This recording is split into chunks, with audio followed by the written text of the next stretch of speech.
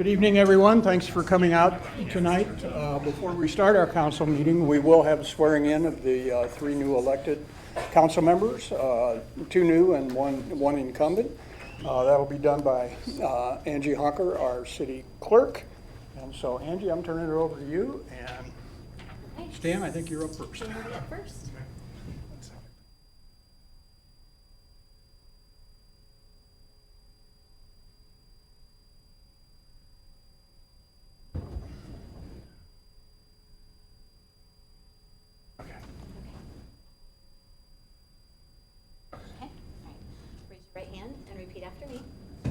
State your name. I, Stan North, having been elected to the position of trustee having been elected to the position of trustee in the town of Normal, in the town of Normal, in the county of McLean, in the county of McLean, do solemnly swear do solemnly swear that I will support the Constitution of the United States, that I will support the Constitution of the United States, the Constitution of the State of Illinois, the Constitution of the State of Illinois, and that I will faithfully discharge the duties of the position of trustee and that I will faithfully discharge the duties of the position of trustee to the best of my abilities. to the best of my abilities. Congratulations. If you can sign here, Stan. I need you to sign here.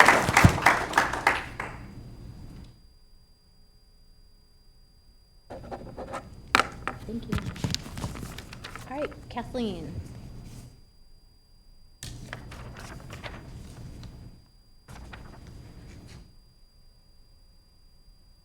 Repeat after me. I state your name.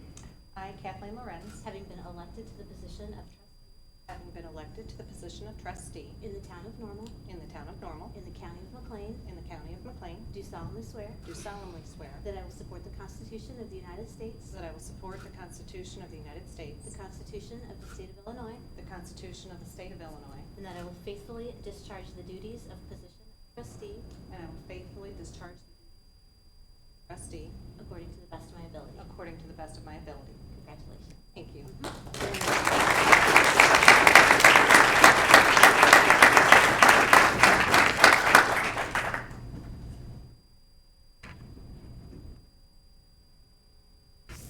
Yep.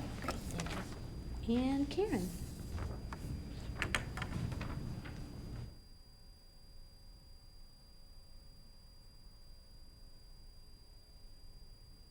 I state your name. I, Karen Smith, Having been elected to the position of trustee having been elected to the position of trustee in the town of Normal, in the town of Normal, in the county of McLean, in the county of McLean, do solemnly swear do solemnly swear that I will support the Constitution of the United States, that I will support the Constitution of the United States, the Constitution of the State of Illinois, the Constitution of the State of Illinois, and that I will faithfully discharge the duties of position that I will faithfully discharge the duties of the position of trustee to the best of my ability. to the best of my ability. Congratulations. Thank you.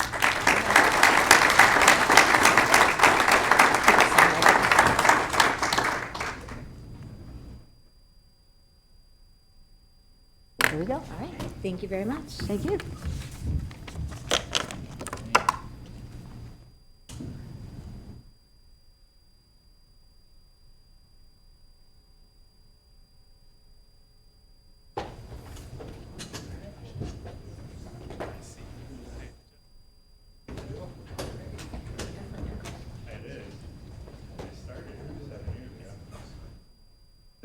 Actually sitting right where Stan was. Yeah.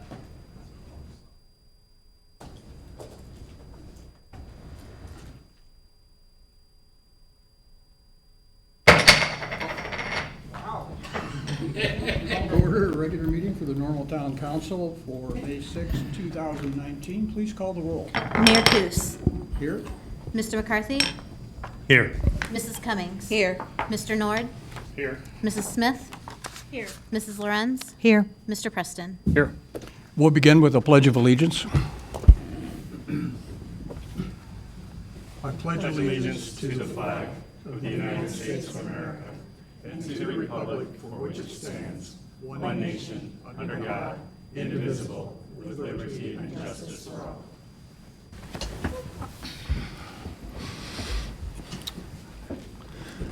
Do you have the list? We have 5 people who wish to address the council tonight in public comments. I will again remind people, please state your name and for the record and your address if you're so willing. Comments are limited to 3 minutes. I will bring people up in the order in which we received the request, and first speaker is Dave Shields.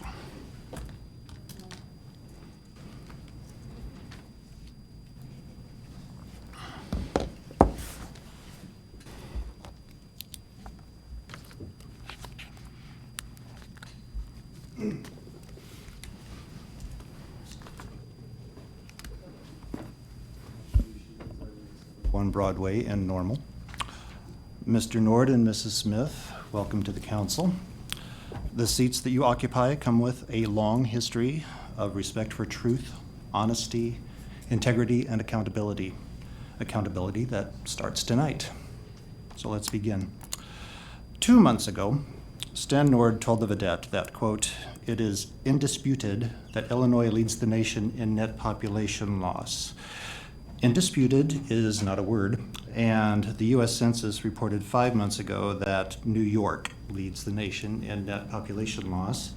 In a video he made in my friend Donnie Bound's new popcorn store on Towanda Avenue, Stan Nord says to the camera, "I was at Sunny D's just picking up some popcorn." The name of the store is Donnie B's, not Sunny D's, but the popcorn's good. Go check it out. 2 weeks ago, in this chair, 5 weeks ago rather, in this chair, Stan Nord stated that in the March 19th, 2018 town council meeting, that council told him to hire an attorney as he didn't want to pay money he knew was owed on property that he had purchased. Anyone who watches that video of that March meeting will see that no one told Stan Nord to hire an attorney. It is not true that the council told him to hire an attorney. 2 weeks ago, I ran across a Facebook post in which Stan Nord spoke of Dave Shields, who Mr. Nord says expressed and demonstrated his priorities are the uptown plan over the people of today. I'm Dave Shields, and today I am a board member of 2 local nonprofits, plus a contributor to Not in Our Town's Community Concerns Committee.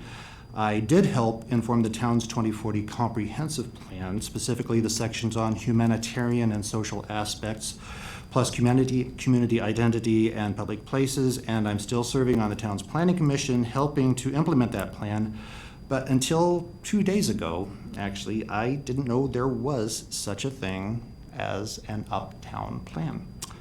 I honestly don't know what its title is or where I'd find it. It's possible that in my work on the 2040 Vision Committee, I read excerpts from it, but it is not true that I have expressed an opinion on it or prioritized it over anything that I do. There's a saying, when someone shows you who they are, believe them. Mr. Nord has shown us that he is intellectually lazy and does not always tell the truth. The good news is that this needn't be a permanent condition. It's possible that he also show us that he's capable of redemption. I sincerely hope that happens. It would start with him acknowledging his mistakes, including those that I haven't had time to recount, apologizing for them, and then making amends. As I said, the seats that you occupy come with a long history of respect for truth, honesty, integrity, and accountability. It's up to you whether or not you uphold that. And as RuPaul almost says right before drag queens perform to remain in her competition, good luck and don't screw it up. Our next speaker is Christopher Calhoun. Council, hi. Karen, Sam, welcome. Is this Alita? For the record, just so no confusion, Conan Calhoun, but Christopher Calhoun is fine as well too.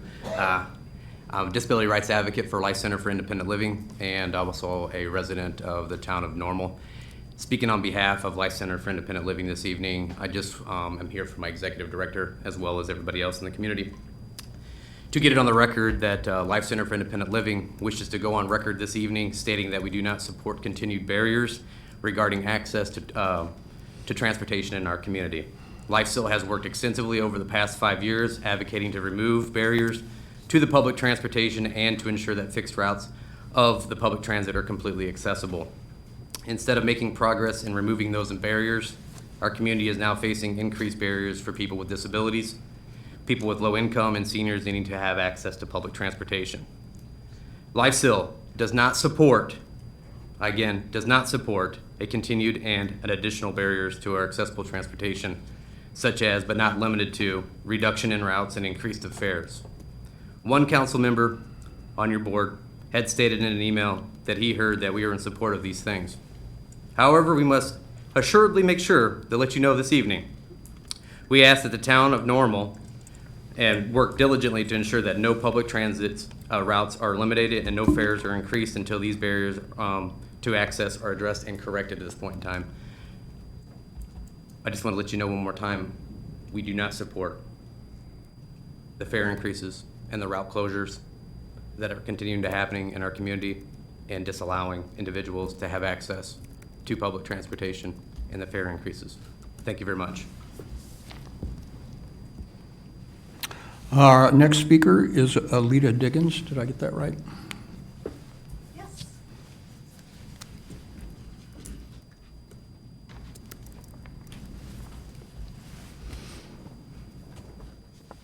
Thank you, Mayor, and thank you, Council, for listening. My name is Alita Diggins. I live in Normal. I come to you as an ally to those who depend on affordable and accessible public transit in our community. My remarks are tied to Agenda Item 5B, the approval of Town of Normal expenditures for payment as of May 1st, 2019, of which the funding for Connect Transit is a part. My comment has to do with the accountability Connect Transit owes to its funders, in this case, the Town of Normal, and therefore its Town Council. According to Ordinance Number 2012-12 that amends and describes the Bloomington Normal Transit System, Section 9, quote, report to municipalities, it states that the system, Connect Transit, quote, shall submit a report prior to any anticipated major change in the level of its service, and such change or deviation shall not take effect until approved by the corporate authorities of Bloomington and Normal.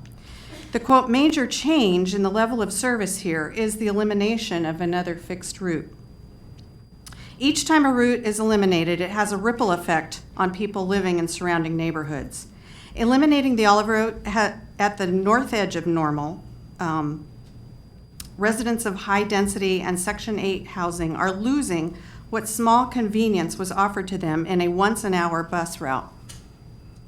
For Connect Mobility paratransit users living along the doomed Olive Route, their pricing is tied to the, quote, corridor or proximity their home has to the nearest fixed bus route. The farther from the fixed route, the higher their costs go. So the elimination of the Olive Route is a big thing, a, quote, major change in the level and financial accessibility to them for their service because it pushes those paratransit riders into a more remote pricing category, resulting in higher charges. Why is Connect Transit doing the opposite of expanding its service to low-income neighborhoods that feature housing that is affordable to people of color, people in low-wage jobs, young parents, the elderly, single parents, people with disabilities who live on a fixed income, and who do not have the means to drive themselves at will? Mayor Coos, if the Connect Transit Board included trustees appointed from those categories of regular riders, I believe it would better serve a greater number of Normal citizens. I'm asking this town council to hold the Connect Transit administration accountable for how it is cutting off service to a vulnerable section of town, to how it is treating vulnerable paratransit riders who rely on accessibility to public transit. Read the residents' emails sent into and collected by Connect Transit. Read the transcripts that I presume Connect Transit made of the, quote, listening sessions held this spring. Mayor, council, and new council members, thank you for listening to my comment. Our next speaker is Pat Turner.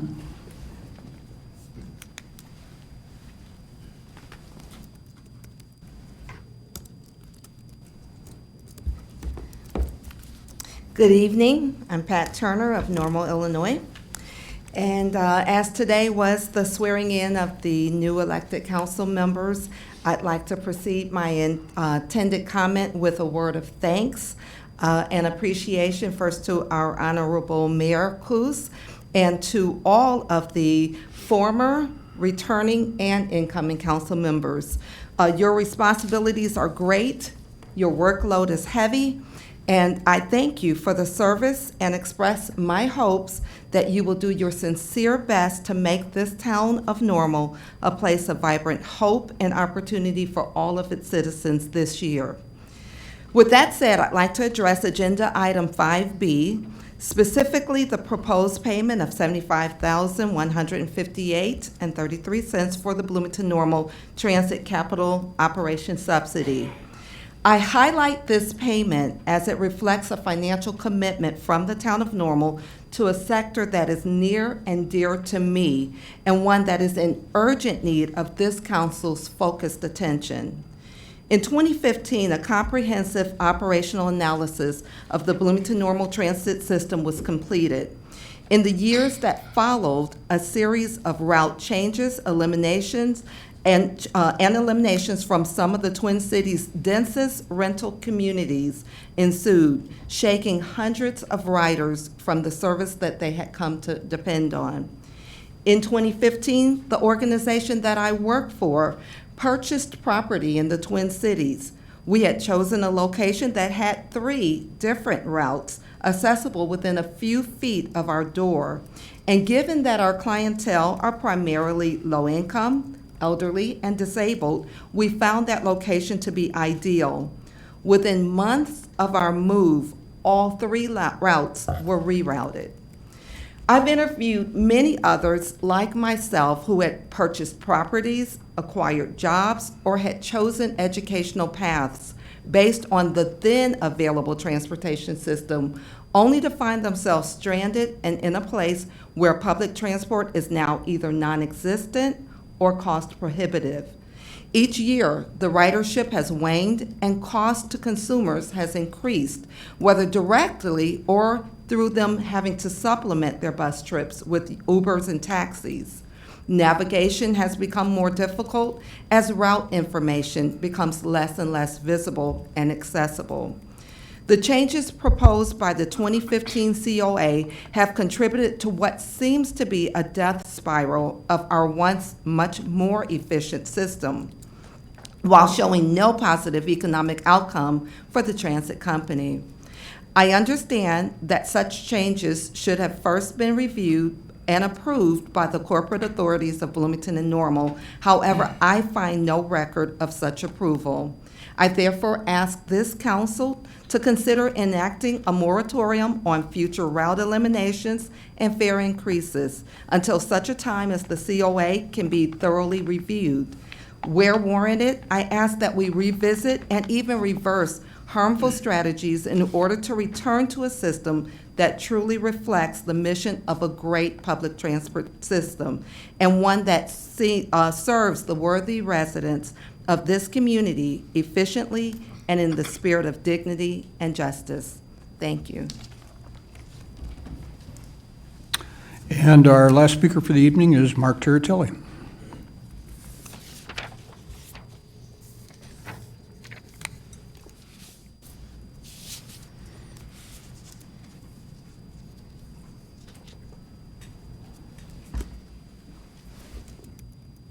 Good evening, everyone.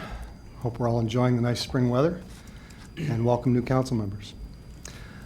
Mark Turatelli, I live at 1212 Timber Ridge Court in Normal on the Olive Route. I have 3 things I wanted to discuss tonight. The first is I would hope that this council moving forward would look into the public comment policy. There have been some ongoing concerns about the rules that are set forth and whether or not they're going to pass muster at the state level. I would encourage the body to review the rules that we have for public comment, and I would encourage you to loosen them as much as possible, maintaining the reasonable flow of business, but to allow people to come up here and speak. When people have been heard, a lot of the tension and anger tends to subside, so I would encourage you to look at new rules for that. Secondly, I want to express my concern over the general order, the procurement agreement with the McLean County Regional Planning Commission. I'm scratching my head on this one. You know, we have this 40,000 plus budget adjustment, and it's supposed to go through the county for Route 66 historical cataloging. And it's listed that this is really an easy thing to do. We're going to hire an outside contractor, and we're going to have an intern do most of the work. So I'm not sure why the town needs to pick that up. It seems like the reasons that are given are that, well, the town has policies for hiring people and it has financial management to handle the money. That exists at the county level as well. So I'm really not sure what advantage is gained in giving our staff a little bit of an additional burden, even if they are being reimbursed. So I'd urge you to vote no on that one. Finally, I'm here to also talk about Connect Transit tonight. I share a lot of the concerns in the community. As I said, I live on the Olive Route, the one that's being eliminated, and while a lot of the buses are not near capacity, I do see people standing at the stops quite often. Olive runs strictly through Normal. We're giving up a huge chunk of the service that exists in Normal with the elimination of this route. And that's just one of the many problems that have created a large public outcry, because the leadership at Connect Transit can do better.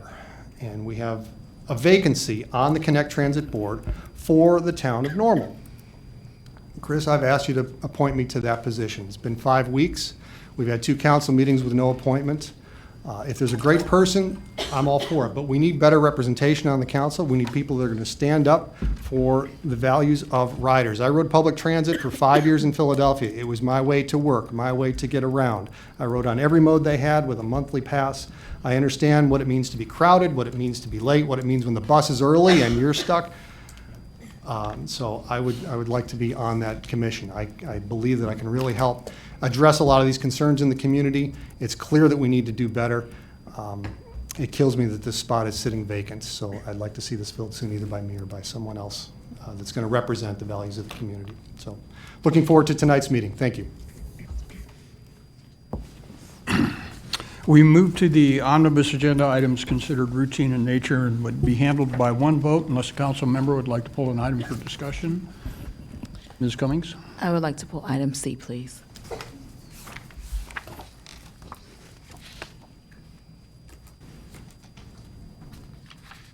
Move approval. I would like to be excused from voting on any bills I may have incurred in my duties as mayor. Motion for approval? So moved. Second. Oh. Oh, I would like to pull some things. Oh, sorry. Go ahead. Is it my turn? Bernard? Yeah. Okay. I would like to pull item D, and then there are some expenditures I'd like to pull. You'd like to pull the bills? Excuse You would me? like to pull the bills? Yes. Okay. Well, a few of them. Okay, pull them up. And item D. We're pulling B and D. I'm sorry? We're pulling B and D. B, C, and D. Okay. Yep. Thank you. B, C, and D. We have a motion for approval. Do we have a second? Second. Items considered on the omnibus agenda tonight are approval of the minutes of the regular meeting of April 15th, 2019. Please call the roll. Mr. McCarthy? Aye. Mrs. Cummings? Aye. Mr. Nord? Aye. Mrs. Smith? Aye. Mrs. Lorenz? Aye. Mr. Preston? Aye. Mayor Kus? Aye. Item B is an approval of Town of Normal expenditures for payment as of May 1st, 2019. Mr. Nord, it would be appropriate for you to move approval on that item. Move for approval. Second. Thank you. Mr. Nord. The first item would be the Connect fee that we're paying, $75,000. That's a monthly fee.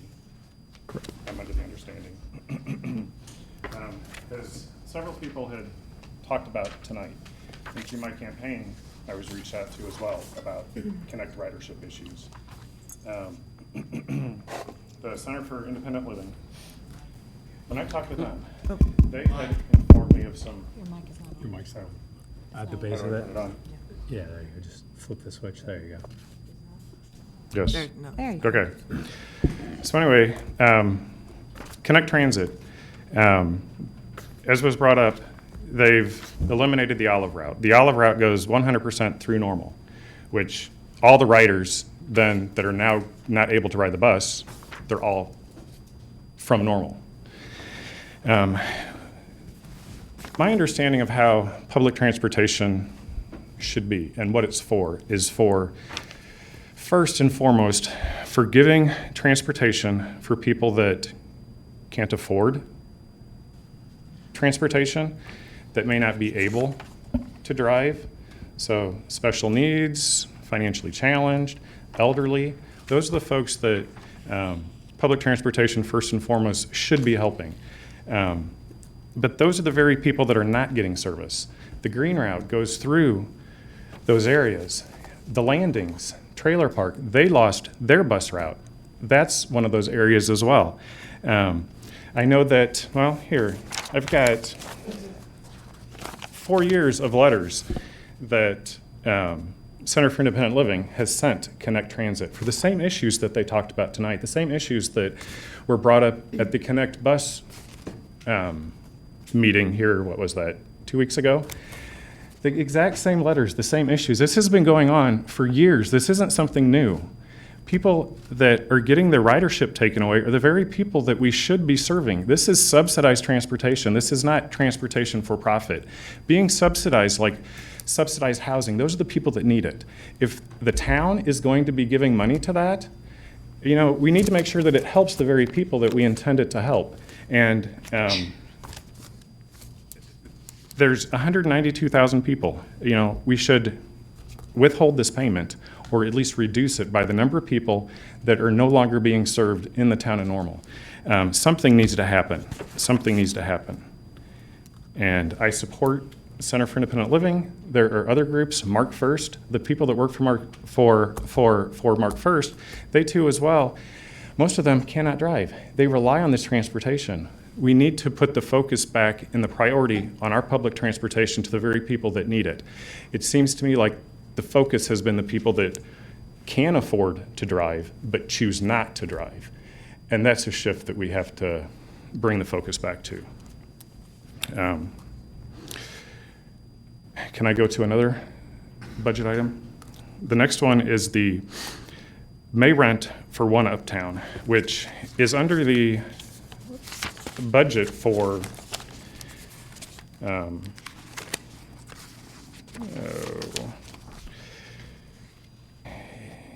it's under the administration budget, general expenses. The rent for this, it's for inspections, planning, and engineering. If it's just for those departments, it really should be under those departments. It shouldn't be under general administrative expenses. If we didn't have those departments, we would not have the rent. Therefore, it should follow under there. Also, the rent that we pay, this money goes strictly to rent. The town does not receive any benefit from this. We're not putting this money towards an asset. We're paying it towards rent. It's excessive, $422,000 a year, 19 people. And what that breaks down to, $35,000 a month. This was brought up last month. We need to make a plan to get the town to have a lower expense there. Whatever that solution is, you know, is going to be up to Pam to decide. But that's an extreme amount of money, $422,000. That's 20% of what we put towards our roads. Half of the people that are in there, the engineering department, they moved from a property that just last month we were going to rent for $100 a month. If that space is still available, you know, there are options. I'm not saying that is the option, but you know, there are options. We have to get out from under this. This is rental. The town should not be involved in renting something that pricey. Property tax bills just came out. Everybody just got them. So to put this in context as to how much this rent is and what type of economic activity has to be generated in the town in order for this rent to be paid, the town receives 10%, 10.9% of the, is that right, 10.9%? Yes, 10.9% of the property taxes go to the town. So it takes $138 million of property that we tax in order for the town to generate that money to pay for the rent. $138 million. To break that down, the EDC says that the average home price in Normal is $163,800. That is 842 homes paying property tax just to pay the rent. If we look at just sales, just general sales, $12,070,000 in sales has to be generated in this town to pay that rent.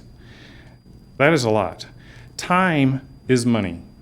Time is money. $35,000 a month. What that breaks down to is 80 cents a second. So if someone times how long it took me to talk, that would tell you how much just that rent costs. Every month we delay making action, $35,000. And that could go towards whatever this next solution is.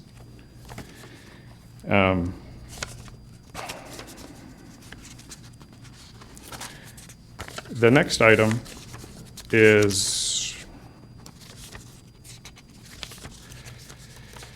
the power consumption for the garage, for the parking decks. Pam, we were emailing about this.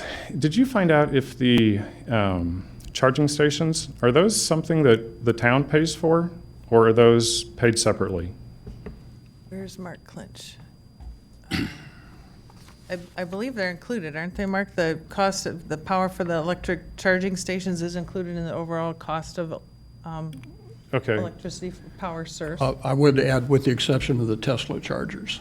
Those are paid for by Tesla, the power and. The power is paid for by them? Yes. Installation and everything. Yeah. All Tesla. Okay, because with the crunch that Bloomington's had with fixing the roads, the town of Normal has the same issues. I mean, if you drive around, some of these roads are horrible. If we're paying for these electric vehicles to be charged, they're not buying gas, so they're not adding to the state's motor fuel tax, they're not adding to the town's motor fuel tax. And now taxpayers then are paying for vehicles that don't contribute to the roads to be charged. We shouldn't do this forever.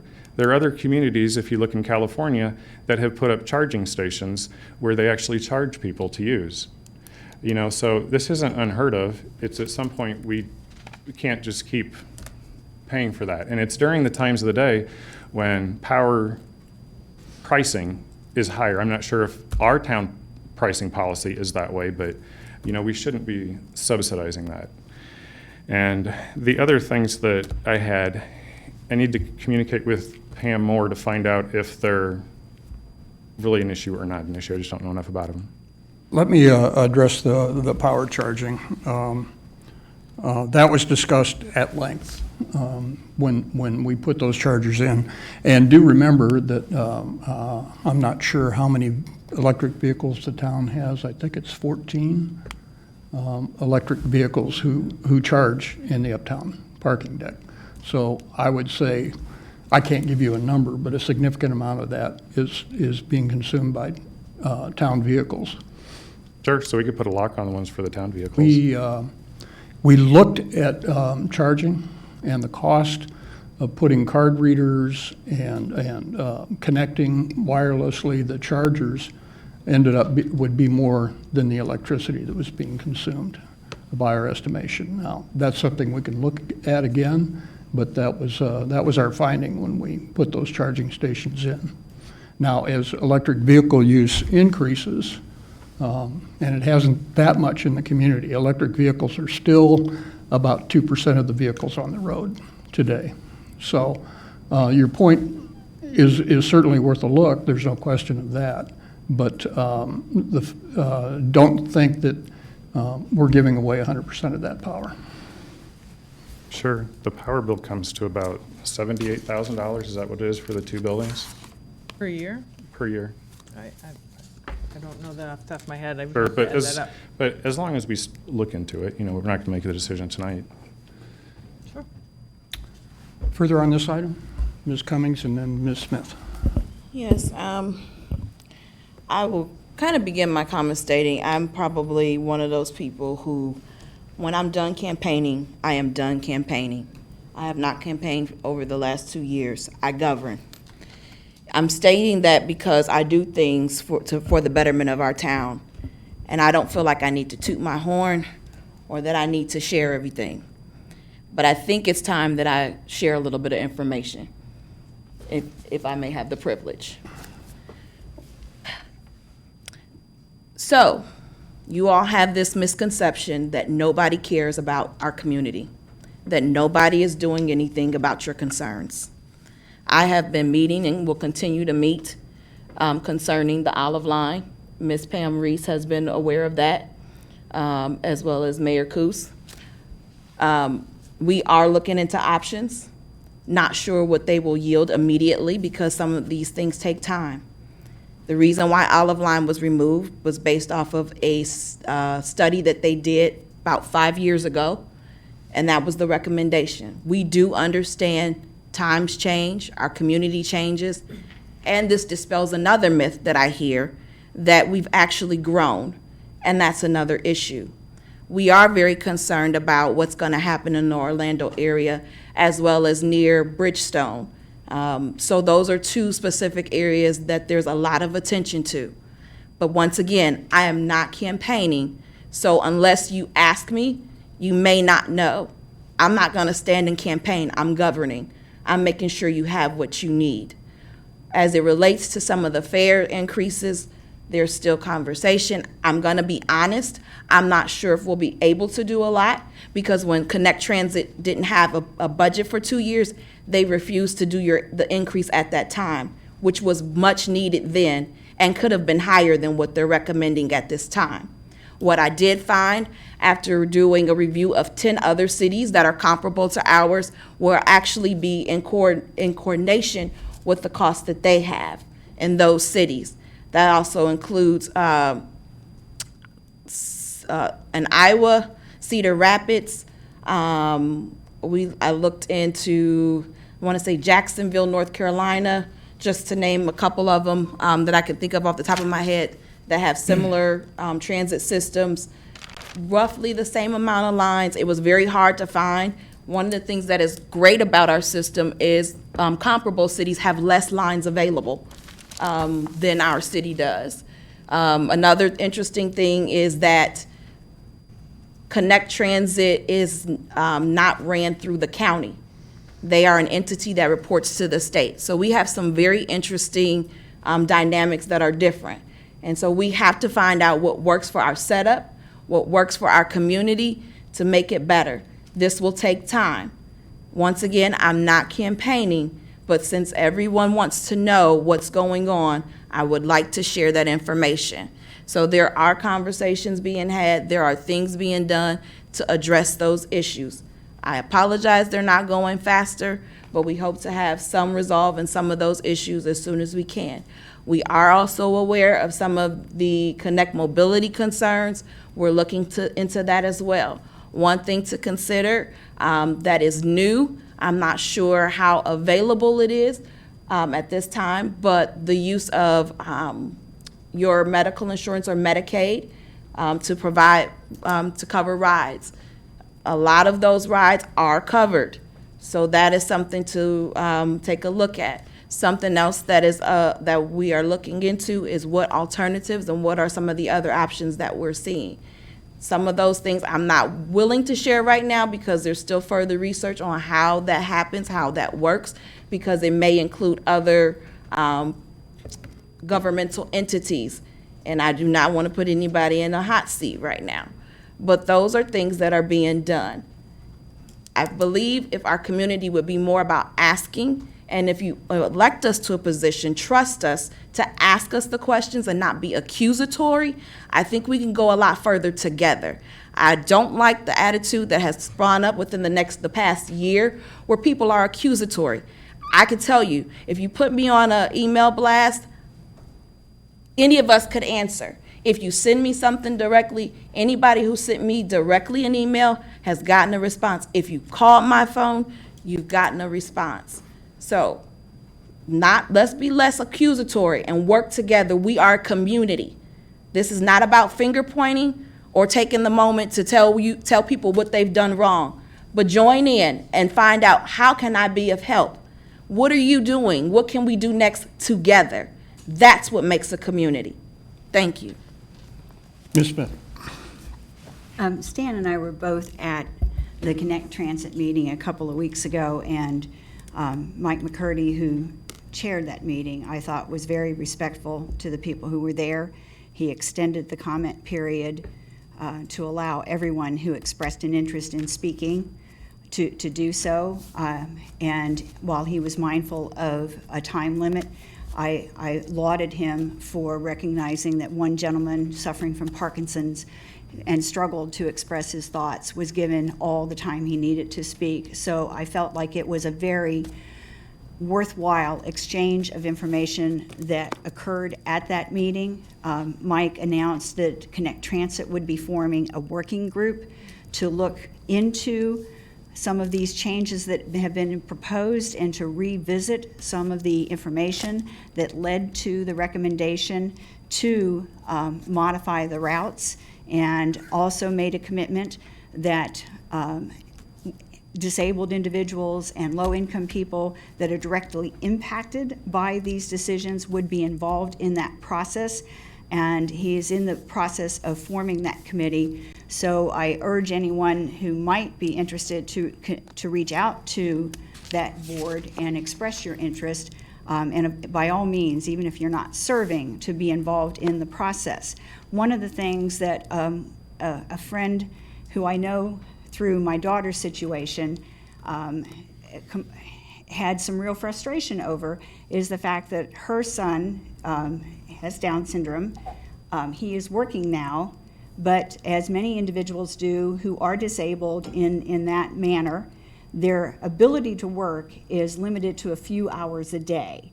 And so he has a 3-hour shift at Biaggi's, and so he finds himself making, originally they were on the route. They bought their house with the idea of being on a route, and it was disconnected and moved sometime after that happened.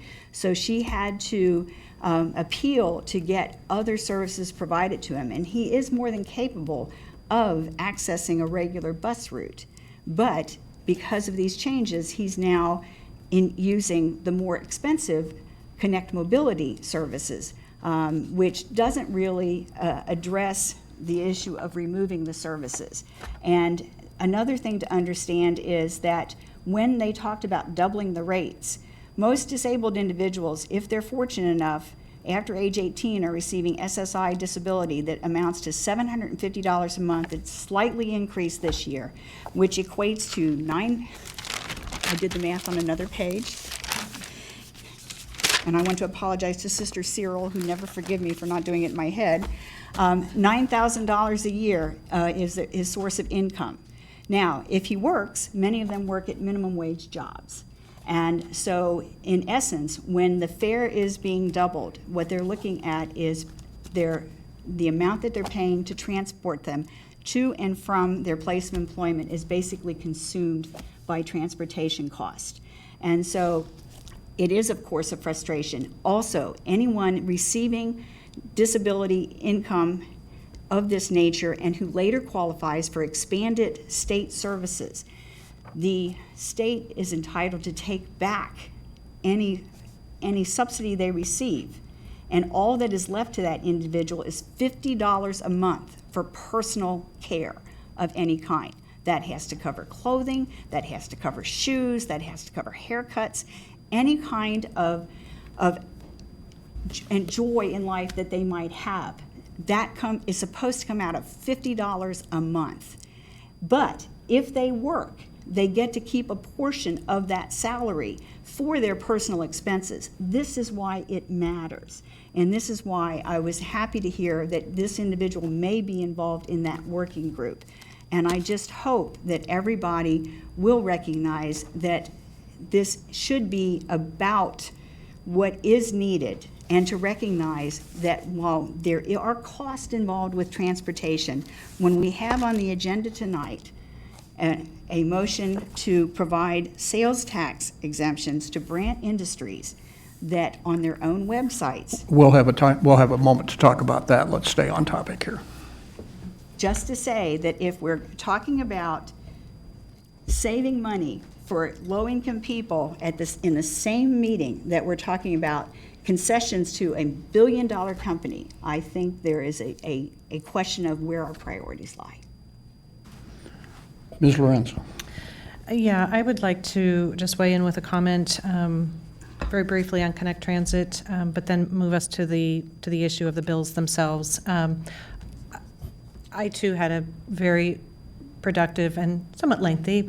She gave me an hour and a half of her time to speak with one of the more vocal advocates for the Connect Transit concerns one day last week. We met at the coffee house. And I think that's indicative of how those of us on council like to approach citizens with concerns. There are many ways to do that. Some of it is public comment, but quite often the best way is to have a dialogue over a cup of coffee at the Coffee Hound or Coffee House or whatever your favorite place of coffee might be. And you don't even have to like coffee like I don't. So it's just really a very good way certainly for me to understand. I did a lot of listening. I have some follow-up items to do. I plan on getting back in touch with this particular person. And, clearly it is an issue that we are hearing. And as investors to the Connect Transit, I can assure you that I know I'm hearing you, and I believe wholeheartedly that those of us sitting here hear the concerns as well. So that brings me back to the point of the item here, and that is, while several good comments have been brought forth by Mr. Nord, and thank goodness for fresh sets of eyes. That's our democracy at work, right? That we're bringing up some questions that maybe are certainly worth looking at again. And I think you speak to that, Mayor, with respect to the electric charging. So let's get back to the point here and look at paying the bills, noting the concerns raised, but I would not want to hold up business either at the town or in this case Connect Transit, or certainly default on any rent due because of concerns that are bigger and more complicated than we can solve at tonight's meeting. So I would like for us to move on to moving on the item that's been moved. Further on the item? Mr. McCarthy? Yeah, thank you. Mr. Nord? I'm going to add support for Mrs. Loren's comment about moving forward, and that is, as far as I understand, the line item budget, the spending review that we're voting on is if we're investigating whether or not it's an appropriate expense rather than relitigating the whole budget process. And so I want to be careful that we don't end up doing this every month, that we have a budgeting process where we all spend a lot of hours in this room and with a lot of department heads, and we all vote every March on what that budget is. And certainly we've made commitments for this funding, and there's a lot of really good comments and concerns being raised, and certainly we should continue to look into all of those. I know that everybody that sent me an email personally on the Connect Transit, that I personally responded to each and every one of those. Like Ms. Lorenz, I tend to do better and learn better and support our constituents better when I have the opportunity to talk with them directly, electronically or otherwise. So I'm going to lend my voice to that. It just kind of was a level set about this issue. Remember a few years ago, there was zero public dollars going to our transit system? Just zero. Let's all remember that. I think in this fervent concern about how the transit system is being managed, we're missing that. Just a few years ago, zero public dollars. There was two motivations for us doing that. One was, or very little, I shouldn't say zero public dollars, that's not a completely accurate statement, wasn't the amount of money that the town of Normal and the city of Bloomington are putting in now, substantially less.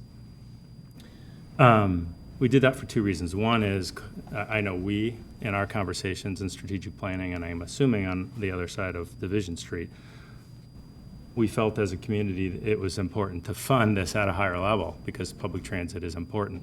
So please understand that those of us that were here for that vote did that because we value the transit system. So please don't assume that we don't, because we do. Point two is that what we did was appreciate that there was funding opportunities being missed. That if we increased our public funding to our transit system, then more state and federal dollars would flow into the transit system. So we made a strategic decision to invest to go get more, to leverage local tax dollars to get more into our system. And that was the motivation of what we did. It wasn't to take over operations of a transit system. And so I just wanted to level set for everybody around this conversation is remember where we were just a couple of years ago about this. However you feel about what's going on, and these are important conversations to have, and I'm not suggesting that, but we have made a quantum leap in funding for this agency in a very short period of time. We all took hard votes to raise taxes to do that at our own political peril. Anytime you go aye on a tax increase, you upset some people, and some people were upset that we did that. So please bear that in mind. It's a very important issue, and I know people working on, I'm having some conversations too. I know some of my others are as well, but I just want to bring that back. The third thing I want to say about transit is remember that our funding was contingent upon population. That was the intergovernmental agreement. Do I understand that? Am I remembering that correctly? So Bloomington has so much population, Normal has so much population, Normal pays so much, Bloomington pays so much. That is the agreement. And that's what our funding is contingent upon, all right?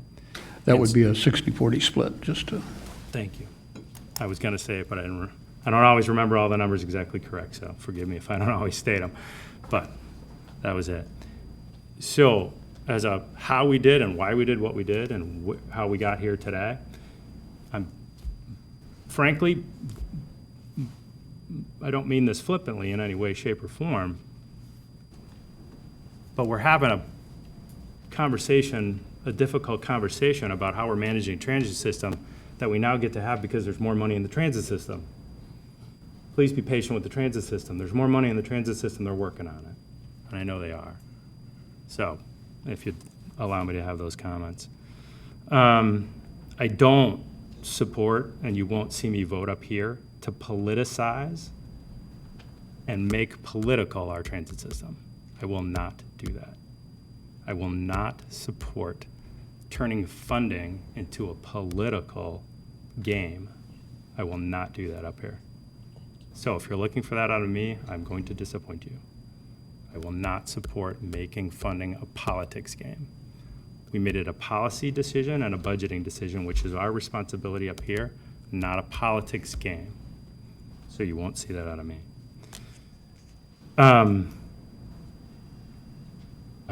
You're okay? I'm not killing the clock too badly? All right. Getting close. All right. I'm not going to talk about routes. I'm not qualified to talk about routes, plain and simple. Thank you for everybody that came up and spoke. I always try to do that. That's not an easy thing to do and come up and sit in front of this council and talk. So that you did it, and we really appreciate everybody that came up and had something to say about it. Thank you for doing that. You're helping make us smarter about what we're doing. Really, really appreciate that.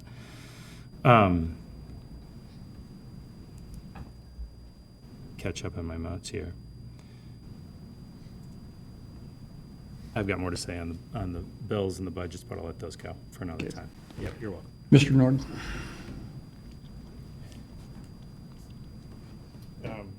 This issue's been going on for years. Mike. Oh, sorry.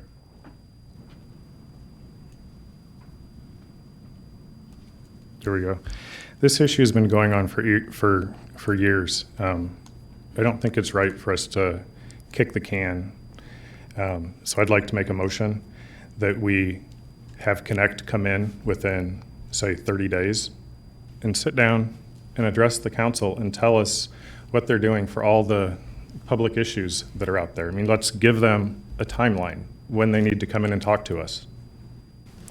Mr. Nord, I would agree with you that we need to have transit come in and talk to us, but it would be my wish, and I think most of the council's wish, to let them go through their work process with this work group and then bring them in when they've got something to say, because frankly, I don't think they have much more to say. They acknowledged two significant issues that they probably didn't address as well as they thought they should, and they're taking action to do that. So I think at that time it would be appropriate to, at the completion of that, to bring them in. Well, I've got 3 years of the same issues that have been brought up to connect. So I think still waiting longer. I mean, his last one was dated 2016. So this has been going on for a while. Made a motion, so if we can get a second, then we can just see what we're going to do. Mr. Day, is that an appropriate motion? We can't do a motion involving any final action because the Open Meetings Act requires posting of 48 hours before any final action is taken by the council. This is just to put it on the agenda for them to come in and talk. That motion would That can't be require the mayor to put it on the agenda, or for council members to put it on the agenda. Okay. Further on this item? If I could just add one comment. Ms. Smith referenced the working group, and Mayor Coos just referenced it. The working group is just beginning to get together and move forward.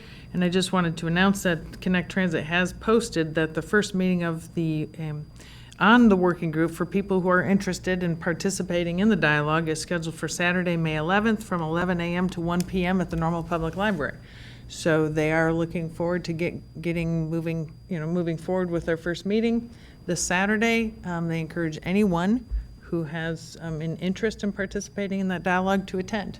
So 11 a.m. to 1 p.m. Saturday, May 11 at the Normal Public Library. The address is 206, is that right, 206 West College Avenue? Everybody's nodding over there, so, in the community room. The library knows where they are. Exactly.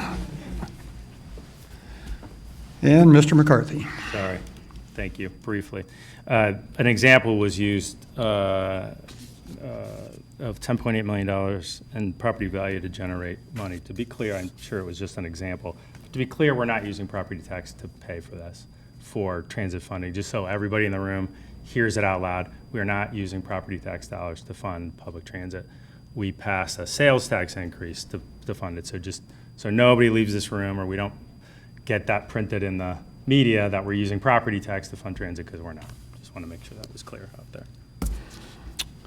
Clerk, please call the roll. Mrs. Cummings? Aye. Mr. Nord? No. Mrs. Smith? Aye.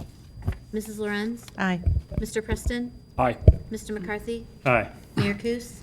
Aye. The town of Normal expenditures for payment are approved. Item C is a resolution authorizing the filing of the town's Community Development Block Grant Action Plan for the program year 2019. Ms. Move for Cummings? approval. Thank you. Second. Ms. Cummings? Thank you. This is just something more to note and get some more information. If you can call up the staff, Ms. Reese, please. Absolutely. Taylor Long, who's our associate planner, is the administrator of our CDBG program, and he's bringing reinforcements. Mercy Davison, our town planner, is coming along too. They are prepared to answer any questions council might have about the CDBG item. Certainly. Hi, good evening, Taylor. So I went over the CDBG that we're submitting for 2019, and I do understand that this was written 5 years ago, so I'm keeping that in mind. But, there are some concerns. If anybody knows me, I am so for equitably diverse housing. And so there were some concerns, and I think, some things that I want to know. What do we hope to see on our next 5-year plan versus what we're seeing now? I know when I looked at this current plan, some of the language was slightly contradictory to our comprehensive plan, which we've put together in our visioning plan, which we've also won a beautiful award for, and so we thank you all for that. But things like that we heard that there's not a big focus at the moment on looking at affordability of housing, except for the one program we have to help with new homeowners, which does not address some other income brackets through that program, as well as we only look at providing temporary housing, which is in direct contrast to, I believe it's page EI5 in the comprehensive plan, where it says that we look to in the future by 2040 to have more stable long-term housing for our homeless population. There was a lot of concerning language in this particular one, and like I said, I understand that this is something that we're doing tonight is kind of run-of-the-mill, but I want us to be intentional as we move forward, because from my perspective, it seems very privileged language in here, if you will, if you pardon my terminology, but I will say it that way for the evening. And when we talk about in our comprehensive plan being more diverse in how we look at our housing, as well as how we look to maintain current and do some improvements, as well as bringing in new and doing things that would allow us to do some mixed housing, so you'd have affordable housing, if you will, along with market rate. So I really want us to be intentional, and some things that I really loved about our comprehensive plan that I wish I could have seen in this plan reflected was on I8, when it brought down the strategy for how we can move forward, and it looked at ensuring that new housing development and redevelopment contribute to a complete, compact, and connected community, which I know is so big for us.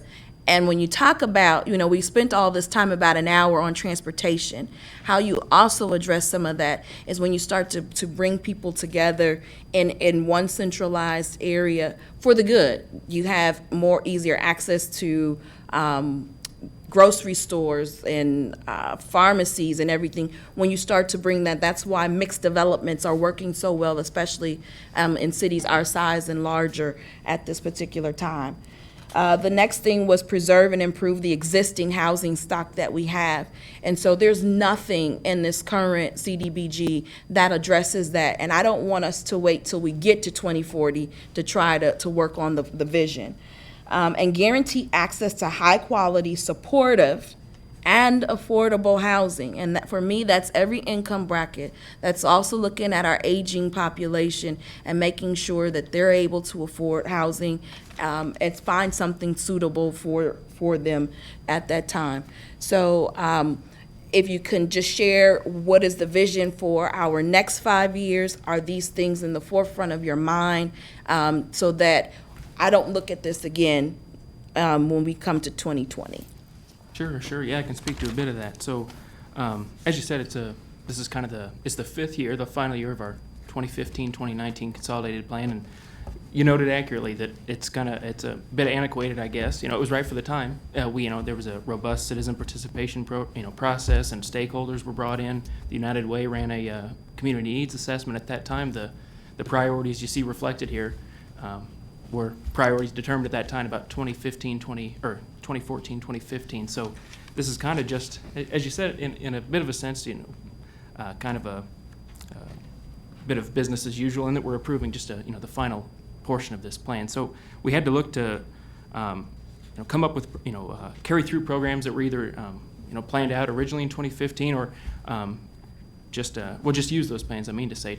Use those programs. To address those needs, hit these goal outcome indicators. So another important point is that although we write these action plans, we're making a conscious effort of it now to make it really we try to make it more understandable to just the general public, you as elected officials. It was tough for me coming on to read these and understand exactly what it's asking of you, but we write them in that sense. We try to keep that in mind, that we want it to be broadly understandable, but they're written kind of with specific nomenclature for the folks at the U.S. Department of Housing and Urban Development. So that's something to keep in mind too, that that consideration has to be made. The way things are worded, as far as what we'd be looking for in the next 5-year consolidated plan, and right now, I'll just use this as a shameless plug to everyone in here and you folks, if you could. There's a citizen survey out right now. That's available at mcplan.org. The importance of that survey, folks taking it can't be overstated. So shameless plug. So please take the survey. Could you restate that link? Slowly? Yes. Yeah, mcplan.org. That's the McLean County Regional Planning Commission's website. We're working with them, the City of Bloomington, McLean County, and the Bloomington Housing Authority on this process. We decided to take a regional approach at it this time, and just by virtue of doing it with regional planning, you can expect to see a lot of the same nomenclature, just processes that went into the consolidated plan. So, or into the comprehensive plan, I mean to say the 2024, what would it be? 2040 comprehensive plan. And what would come after the survey? So what would be the next step? Was there anything where other groups or individuals will have the ability to impact? Sure, so it's different. The way we did it in 2014, 2015 for the last one was a bit different than the way we're doing it now. It served our purposes then, but the way we're approaching it now is it's a kind of a broad net at first, a public, just a citizen survey, and then a targeted stakeholder survey that's sent to folks like PATH and Unity Community Center, or two folks that we fund there with CDBG funds. But after that, it'll be kind of pointed, directed contact with these public service providers and focus groups with ISU students. Mercy took part in a few, I guess 2 weeks ago now. So we're trying to just spread the word about the survey at this point, but it'll get more targeted as time goes on. And then the deadline for submission of this next 5-year plan would be February of 2020. So you'll see drafts of it long prior, and then there'll also be a number of public hearings and public meetings that take place. So we're working right now it's information gathering at this point. But like I said, as far as what we hope to see out of it, I suppose it'd be a lot of the things you called out in the comprehensive plan. Exactly. Yeah. Thank you. Further on this item? Ms. Smith? Yes, I looked at this item in detail as well, and I've got some comments on the process itself, and I had contacted Pam, and I think she passed it along to you, and you were gracious enough to give me some additional feedback on that. But I'm wondering, the one item was that the $24,000 that is in there for mortgage assistance, it was not used last year, and so it is being, as part of the original plan, it is still part of the plan this year. Going forward, is there any possibility that when you design the proposals, that you have a broader definition of what expenditures can be used for, so that if it is a line item, it could be for mortgage assistance or rent relief or something else, so that if it doesn't get used for one thing, it doesn't preclude that it could be used for something else? That's a question for me, and I don't know if the plan will change in the future, but that would be something to look at, so that it is not something that goes to waste in essence. And I know your email response indicated that you promote it to banks, but obviously the potential recipients that most might need it aren't making that connection. Another thing that I noted in the HUD letter, it indicated that $1.985 million is available for Section 108 borrowing authority, and that the funding could therefore be leveraged to access federally guaranteed low-interest long-term financing to invest in opportunity zones or other target areas. And I believe that opportunity zones has a finite time frame and might not even be in existence after this calendar year.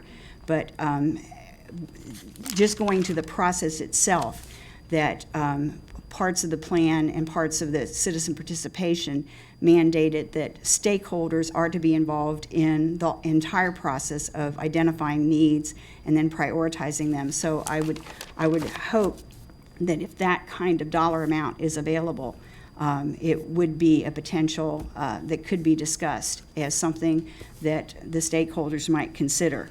And at present, 75% of it is going for road improvement in these neighborhoods, and so I'm expressing a preference that more emphasis be put on such things as areas where it is assistance for special needs housing, rent subsidy, and so forth, that your own report indicates that it was not included in this draft. But beyond that, in terms of the process, you indicated that this was the first time that the group met outside council chambers, and it was at the Normal Public Library. And you did have some people in attendance that fully participated in the process of providing feedback to the plan as it currently stands, carrying out the 2015 vision.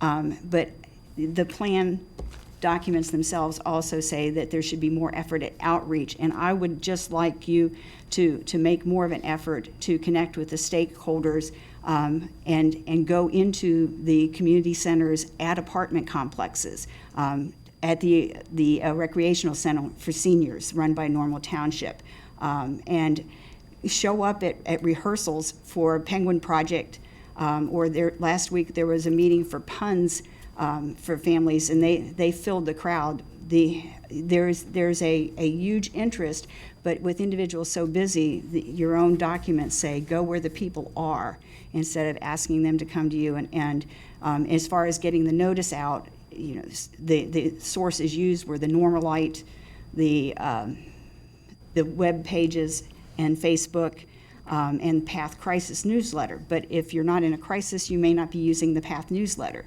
So again, to recognize that you have to use the media that your audience might avail themselves of. So going forward, as you're pursuing this, and I'm so glad to hear you sharing the information about how people get involved, you know, I'm just urging you to do as much as you can to connect with the people where they are. Yeah, thank you. Yeah, that most definitely. It's nice we're at the point right now with this next 5-year consolidated plan that we've had the opportunity to, you know, Mercy and I took on this. You know, planning department took on administration of CDBG, I guess, about a little over 2 years ago, and so, you know, we've known of a good number of organizations that exist that we can meet with, reach out to, stakeholders alike. But this 5-year planning process that we're in now has afforded us an opportunity to go to groups and learn about groups that exist now that we didn't prior. So we'll most definitely be using that in the future. And point well taken, and notice received that we can always do better as far as outreach goes, and that's across the board. Yeah. Thank you. And we had recently, we've been at Unity Center several days during parent pickup. We've been to various community events in the last couple of weeks, and we have plans to do a lot more. There was a Prairie State Legal event a couple weeks ago, which attracts people from both Bloomington and Normal. So we've had the surveys actively being circulated. It's helpful, but there's always more places. The Penguin Project that's a really good idea. Yeah, the Opportunity Zone comment, just FYI, there was a state program called Opportunity Zones maybe a year ago, maybe a little less than a year ago, that was announced, and that is not the same as the opportunity zones that are part of like the affordable housing world. So it's unfortunate that they're using the same term at a state level, but the opportunity zones that the Illinois the Housing Authority essentially uses, those kind of roll every year, and so every year they designate new opportunity zones, but the 2 years prior worth of opportunity zones are still kind of in effect, and within those opportunity zones, IDA basically gives preference for affordable housing projects. So if someone comes forward with an idea to build an affordable housing project and it happens to be in an opportunity zone that the state has determined, they get extra points and they get extra consideration and they might be more successful. So it doesn't, just so you know, like the other opportunity zones, I think you're right, I think those have some expiration date, but these kind of roll every year, so.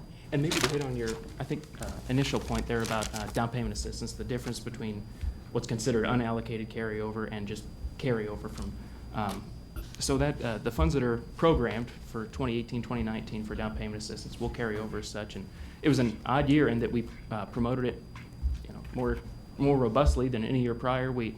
It's been put on a number of down payment assistance databases online. We promoted on Facebook multiple times.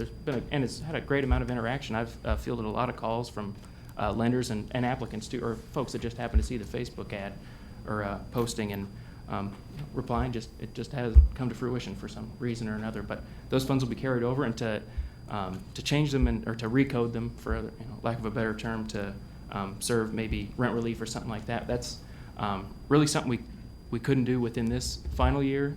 The greatest flexibility for creating programs or just kind of putting them in the pipeline is putting them on notice for HUD that we might be doing this consolidated plan. So there's a wide variety of projects.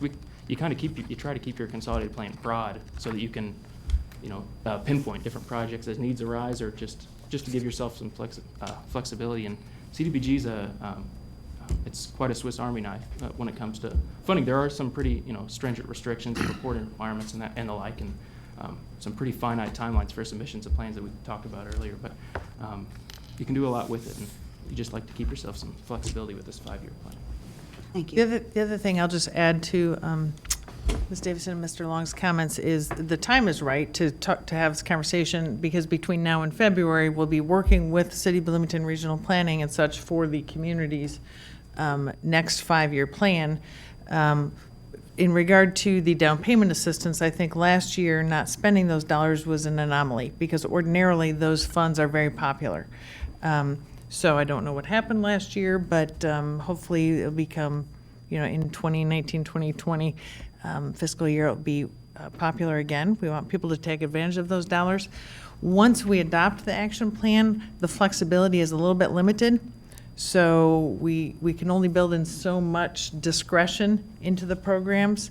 So, it's important now to get all sorts of feedback in the next few months so we can prepare for hitting some of these comprehensive plan targets. So. Since we're on the issue of community block grants, I would point out that for the last 2 or 3 years at the federal level, there's been significant political football being played with community block grant dollars in an effort to eliminate them entirely from the federal budget. U.S. Conference of Mayors and National League of Cities have both taken very strong positions on this to maintain those dollars and distribute them on a formula basis like they do, because they have been so incredibly successful and helpful. Mr. Nord? I had a couple of questions. The first, with funding for PATH. Mike. Oh, sorry.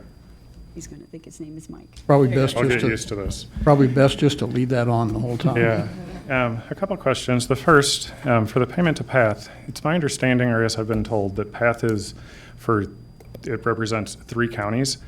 Is there any way to ensure that the money that we're giving gets used in Normal? Yeah, there is. So the short answer, yes. We can look into our every what would it be? I guess March our program year ends. So every March I go to PATH, or someone from the town of the past has, and we monitor them to ensure that whatever money they spent benefiting whatever number of homeless persons found in Normal went to folks in Normal. So that's kind of our assurance there. Okay. Yeah. For the money that we're spending for resurfacing, is this over and above what was budgeted for our normal road repairs? Well, that's an interesting question. I didn't bring the budget with me, or even the memo, the budget memo that I prepare for council, because we identified the total street resurfacing amount that the town is planning for the entire fiscal year, and I specifically identify how much is from the capital fund, how much is from the roadway fund, I should say, how much is from CDBG, and how much is from motor fuel tax. And so without looking that up, I can't tell you specifically.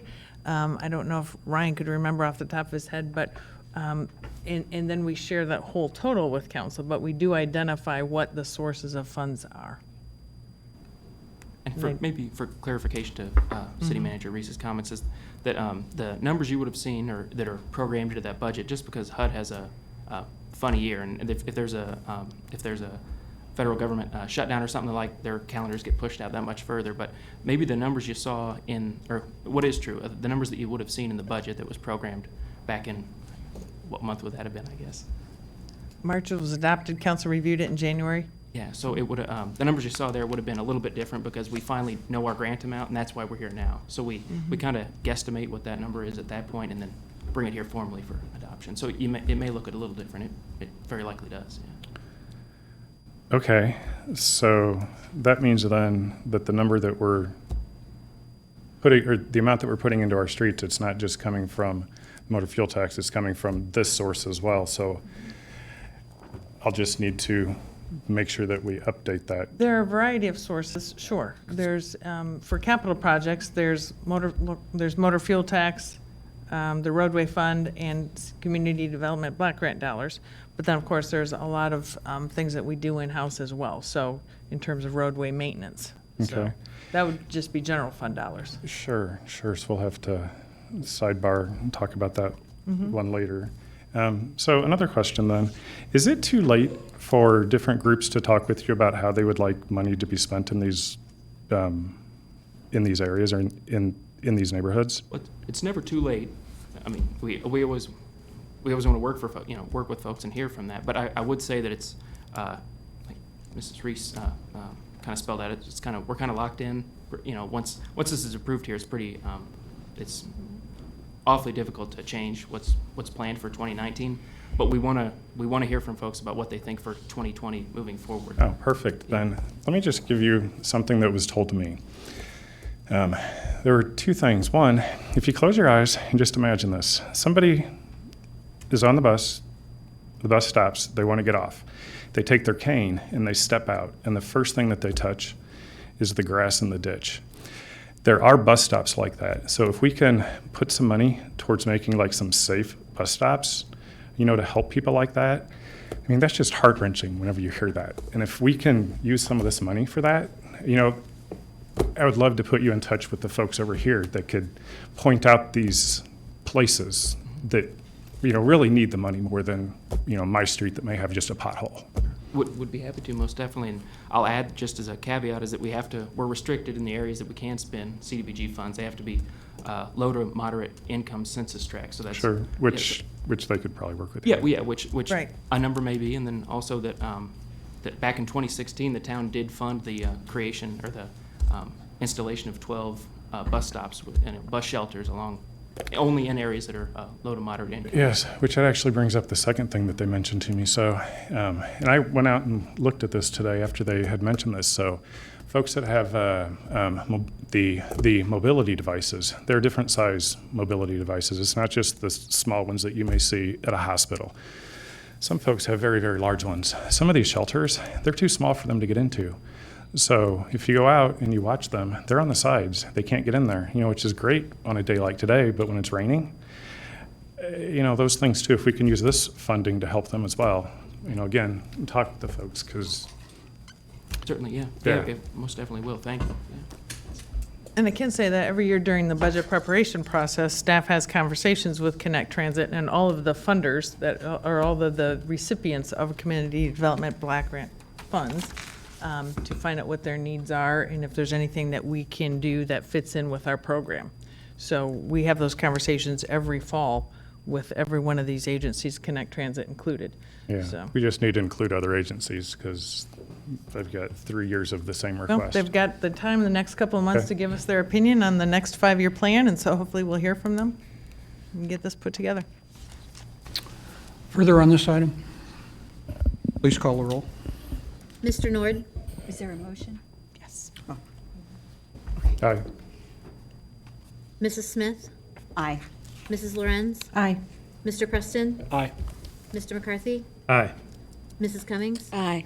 Mayor Kus? Aye. The resolution is approved. Item D is a resolution authorizing procurement and fiscal management authority for the 2018 Transportation and Land Use Connection Grant to the town staff in the amount of $40,340 and authorizing an appropriate budget adjustment. Mr. Nord?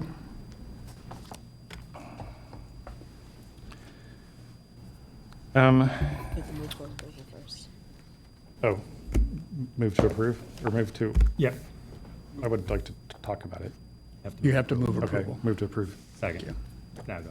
All right. I'll get the hang of it. You're doing fine.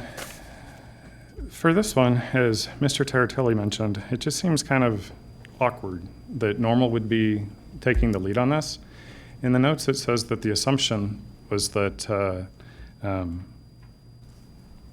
MCRP was going to be taking the lead on it. And the reason is, it seems like it's more because it would be delayed if it went through the county's process. I'm not saying that Normal wouldn't be a good leader. It's just the output is something for the entire county. So isn't the county in a better position to look at the needs of all the towns along 66 throughout the county and should the town be put in a situation where the town of Normal is leading this and say Towanda or another town along 66 is upset because we missed something? It puts us in a bad spot.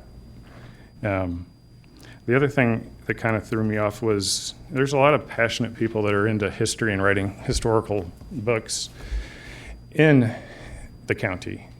And, I would like to see us reach out to them to see if they can offer some assistance, because they may already have a lot of knowledge and we might be able to go over and above things that they've already researched by now starting from a book of knowledge that's already created and then find things that aren't published and aren't out there. And that's why I'm just questioning why we're doing it. Well, if council doesn't support this action tonight, I'm sure McLean County Regional Planning will be the agency to make this happen. But at this point, the initiative for the last couple of years has been led by the town of Normal. Wayne Aldrich has been the leader of that group and has coordinated, I think just out of the town's interest, that we focus on the asset that is Route 66. And he has just taken the lead so that it's been accomplished. And people associated with that committee have included the Commission Visitors Bureau, McLean County Regional Planning, the county and such. So this seemed like a natural step because we have been leading the initiative so far. It's been an active committee. With the upcoming anniversary of Route 66, I think it's the 100th anniversary in a couple of years. The time is right to start taking advantage and preparing for grant opportunities. And so we've had a number of conversations with individuals as well as potential folks who have access and knowledge of grant opportunities down the road. So we want to best set ourselves up and the community up for taking advantage of those opportunities when they arise. And because of how we've gotten to this point today, we just thought it was a natural step. We're ready to keep the process moving. And in terms of staff, we're looking at generally a very talented intern. We want to take advantage of that opportunity, and we thought it was low risk for the town to keep leading the initiative. So that's why we're presenting this to council tonight. And I'll ask Mr. Aldrich if he wants to offer any additional comments.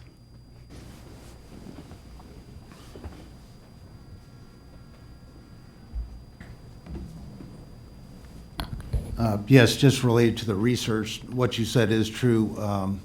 There's a bunch of historical documents out there in Bloomington Normal and the county, and so part of this group will search for those, find experts. We have several experts on the committee right now that are aware of these things, and kind of compile everything so we know where it all is, and serve sort of as a clearinghouse for this historical documentation. So those points are well taken, and that certainly is the intention, is to find new information, photographs, documents, but also compile and archive the existing information. Thank you. Further on this item? Please call the roll. Mrs. Smith? Aye. Mrs. Lorenz? Aye. Mr. Preston? Aye. Mr. McCarthy? Aye. Mrs. Cummings? Aye. Mr. Nord? Aye. Mayor Kus? Aye, the resolution is approved. We have one item of general orders tonight that is an ordinance amending ordinances which established and encompassed contiguous portions of territory within the Bloomington, Normal, McLean County, Gibson City, Ford County Enterprise Zone, and all amendatory ordinances thereto. Move approval. Second. Thank you. Is there discussion on this item? Question? I'm going Yes. to get a staff report first, Thank and you. then we'll come back. Thank you. I did want to mention that Mr. Mike O'Grady from the Economic Development Council is here to address this issue and answer any questions council may have. This item has been presented and to the other enterprise zone partners, including McLean County, and McLean County has already taken action to approve it. What we're asking council tonight is approval to extend the boundaries of the existing enterprise zone to incorporate Proposed expansion by Brandt. Brandt Brandt acquired the Kongsguild property in 2017. And at that point, the enterprise zone had been expanded to include Nussbaum and Kongsguild, which are both outside the corporate limits of the town of Normal. But in order to expand the boundaries, even though we're not a taxing body of Brandt, we are required to approve this in order to approve the expansion of the enterprise zone.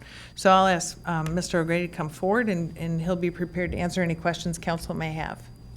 Ms. Smith? In looking at the proposal for tonight, it gives the description of the property in legal terms, and comparing that to the original project development agreement, it identifies adjacent property with acreage. Is adjacent property in the agreement that we previously reached on property tax abatement the same area of property that is being included in this request for this expansion of the enterprise zone? It's going to be a little different because if you're talking about the property tax abatement that other taxing bodies approved, there's one additional one, and that's the Brandt building itself. So the numbers are right, and we hire a company that did our last enterprise zone in 2015. We hired the same company to do this. I'm not a engineer to tell you if the legal description is exact, but I know they had engineers doing it. So to the best of your knowledge, this would encompass all of Brandt's current ownership? Yes. Let me back up. All current that is identified in the map that I showed you. Okay. Brandt recently has purchased 45 acres to the east of their existing plant, but I think that's more about protecting the future. It's not included as part of this. Okay. So when you ask me if it includes all of Brandt's properties, it does not. The additional 45 acres is going to make their campus about 90 acres now. But what we're asking tonight is the expansion of the two properties to the north of the existing plant, and then the properties right next to, and they were residential properties that were right next to the Brandt facility. I visited there last week, and they want to move some parking for the employees up there, as well as expand some of the building. Yes. So they do have some very ambitious plans for this area. They are a successful company. Their own website boasts of that. And in looking into some research, they made an acquisition of another company with 82 employees in November of last year, and in April 2 years ago, they acquired another company. So I'm very pleased that they're here, because I think that we do have a good corporate citizen in Brandt with what they're hoping to do in this location. They're attracted to us because we are in the heart of the Corn Belt. Agree. I think we're going to see exciting things from Brandt as they move forward, as already their sales have exceeded their expectations within the United States just in the short time that they've been selling product. So they're scrambling to get caught up at this location, and I think we'll see great things to the future. Further on this item, please call the roll. Mrs. Lorenz? Aye. Mr. Preston? Aye. Mr. McCarthy? Aye. Mrs. Cummings? Aye. Mr. Nord? Aye. Mrs. Smith? Aye. Mayor Kus? Aye. The ordinance is approved. We have no new business tonight. Before taking a motion for adjournment, are there council comments or concerns? Mayor Kus, I know I mentioned to you about having citizens request the ability to get an email delivery of the council packet, and you mentioned the blast, but I wasn't clear on how they direct and initiate that request. Okay, so we have what's called an email blast system that puts out information like press releases, or you can request crime data, you can request land use issues, depending on your level of interest. And so when you and I talked about this, I thought that would be a perfect place to do that. In terms of the mechanism, I'm going to defer to City Manager Pamela Reese to explain to people how we would do that. I mean, it's very easy for us to do. So how would people contact us to get that done? Right now, there's an opportunity on the town's website, which is www.normal.org. On the main page of the website, sort of on the bottom left, there's a link that says Notify Me. And so you can click on that, and it gives you an opportunity to enter your email address or your phone number, cell phone number, so you can get text messages versus email messages. And once you do that, you have a whole basically menu of things that you can choose from. And when we post something, then it could be bids or RFPs or whatever is of interest to you. It might be a Parks and Rec program news or something like that. So you can click on all the information that you want to receive. When information then gets posted to the website, you would get notifications. So all you have to do is click on that link. As of today, we don't have the council packet as an option, but it's a good idea, so we will add that. And so then maybe when people are going in to sign up for an email blast or a text notification that the council packet is available to them, they might pick other information as well. So there's all sorts of museum information, normal theater, all sorts of options. So there's a large menu to choose from. Thank you for the recommendation. Mr. Nord? There's a Veterans Memorial. There's two in the town of Normal. The American Legion, they've got a trivia question. They ask folks, do you know where the Veterans Memorials are in Normal? The two Veterans Memorials, there's one at the post office. The other one is at the old City Hall. We've been here for, how long have we been in this building now? 6.5 years, I think. Okay. 6.5 years, and that Veterans Memorial has been left over there. Our veterans, they have fought, many have died, for us to have this type of government, to allow me the right to be up here. We need to move that over. They were forgotten about long ago. We need to stop forgetting them. What do we need to do to put them on the agenda? I emailed this with some other things I would like on the agenda. It was not added. Do I need to get 4 council folks to get this added on to move over? What do I need to do? Because we need to. Mr. Nord, I think in this situation, all you have to do is ask. Okay. I don't think we need council action to move that memorial. We might need approval from the people that placed the memorial, the American Legion. That's easy enough to do. That's easily administrated. Okay, then I will give you their information, and let's get this moved for them. Motion for adjournment. So moved. Second. Please call the roll. Mr. Preston? Aye. Mr. McCarthy? Aye. Mrs. Cummings? Aye. Mr. Nord? Aye. Mrs. Smith? Aye. Mrs. Lorenz? Aye. Mayor Kus? Aye. We're adjourned. Thank you.